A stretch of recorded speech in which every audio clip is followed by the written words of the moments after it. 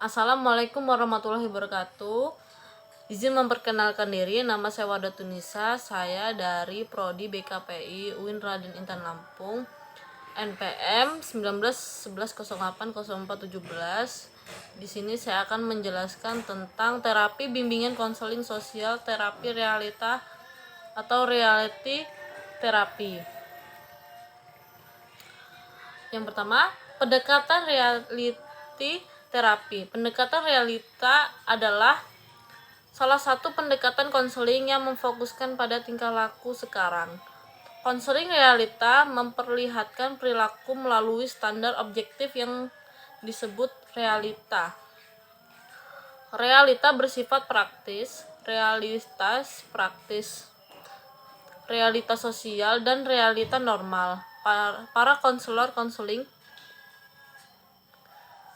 realita memandang individu dalam arti apakah perilaku sesuai atau tidak sesuai dengan realita praktis, realita sosial, dan realita normal atau moral. Nah, apa itu terapi realita? Terapi realita adalah suatu sistem yang difokuskan pada tingkah laku sekarang. Pada terapi realita, bertanggung jawab individu untuk memilih, berpikir, berkehendak, dan berperilaku. Terapi realitas bisa ditandai sebagai terapi yang aktif.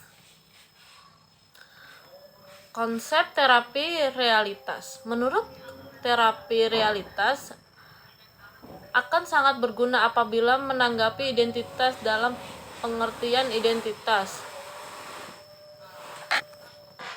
kebersihan lawan identitas kegagalan dalam membentuk identitas masing-masing dari kita, mengembangkan keterlibatan dengan orang lain, dan dengan membayangkan diri. Dengannya, kita merasa relatif berhasil atau tidak berhasil. Maka jelaslah bahwa terapi realitas tidak berpijak kepada filsafat deterministik tentang manusia, tetapi dibangun di atas asumsi bahwa manusia adalah agen yang menentukan dirinya sendiri. Prinsip ini mensiratkan bahwa konsekuensi dari tingkah laku sendiri tampaknya orang menjadi apa yang telah ditetapkannya. Adapun tujuan konseling realitas, yang pertama, menolong individu agar mampu mengurus dirinya supaya dapat menentukan melaksanakan perilaku yang berbentuk nyata. Yang kedua, mendorong konseling agar berani bertanggung jawab serta memikul segala resiko yang ada. Yang ketiga, mengembangkan rencana ternyata dalam mencapai tujuan yang telah ditentukan. Konseling ditekankan pada disiplin dan tanggung jawab, kesadaran diri.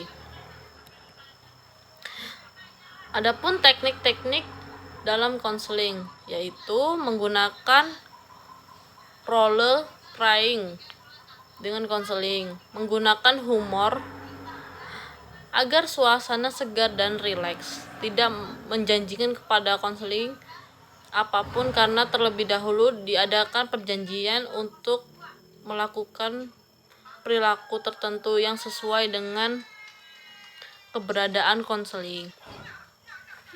Menolong konseli untuk merumuskan perilaku tentu yang akan dilakukannya, melakukan model-model peran terapis terhadap guru yang lebih bersifat mendidik, membuat batas-batasan yang tegas dari struktur dan situasi terapinya, menggunakan terapi kejutan verbal atau ejakan yang pantas untuk mengkonfrontasi konseling dengan perilaku yang tak pantas. Adapun prosedur konseling realitas. Yang pertama, berfokus pada personal. Personal utama adalah mengkomunikasikan perhatian konselor terhadap konseli. Berfokus kepada perilaku. Konseling realitas berfokus pada perilaku yang pada perasaan dan sikap. Yang ketiga, berfokus pada saat ini. Konseling realitas memandang tidak perlu melihat masa lalu konseling. Yang keempat, mempertimbangkan nilai. Konseling realitas menganggap pentingnya melakukan pertimbangan nilai.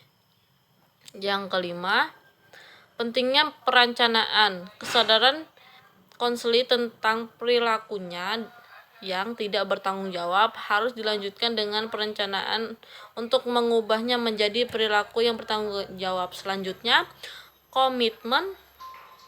Perencanaan saja tidak cukup.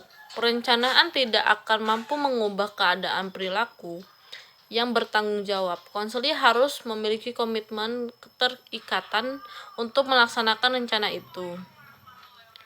Tidak menerima dalil. Ada kalanya rencana yang telah didiskusikan dan telah ada komitmen konseling untuk melaksanakan tetapi tidak dapat dilaksanakan atau mengalami kegagalan. Menghilangkan hukuman. Hukuman harus ditiadakan. Konseling realitas tidak melakukan hukuman sebagai teknik perubahan perilaku. Proses konseling terapi realitas. Konseling realitas didasarkan pada antisipasi bahwa konseling menganggap sebagai orang yang bertanggung jawab ini akan membantu konseling untuk mencapai dirinya. Konselor dapat memberikan dorongan dengan jalan memuji konseling ketika melakukan, dan jika klien tidak melakukannya, maka peran konselor adalah melibatkan diri dengan konseling dan kemudian membuatnya untuk menghadapi kenyataan yang ada. Peran konselor dalam konseling realita berikut. Tindakan berbagai pembimbingan yang membantu konseling agar menilai tingkah lakunya sendiri secara realitas. Berperan sebagai moralis, mengembangkan kondisi fasilitatif dalam konseling yang berhubungan baik dengan konseling sebagai guru. Aplikasi reality terapi. Reality ditemukan efektif meningkatkan konsep diri siswa sekolah dasar. Adanya banyak resiko yang ada di sekolah. Alternatif di seluruh negara ini telah menerapkan terapi realitas dengan metode untuk meningkatkan fungsi sekolah serta lingkungan belajar dan sosial.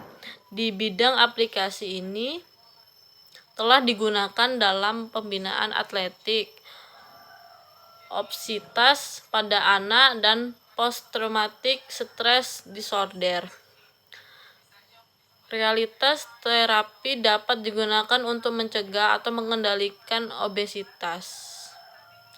Hal ini menyarankan melaksanakan metode realitas terapi dapat membantu anak-anak mengevaluasi perilaku akan mereka, menetapkan tujuan yang realistis, dan evaluasi diri yang efektif serta mengintegrasi. Sekian, itu saja yang dapat saya sampaikan. Apabila saya salah kata, saya minta maaf kepada Allah, saya mohon ampun. Wabillahi taufiq wal hidayah. Wassalamualaikum warahmatullahi wabarakatuh.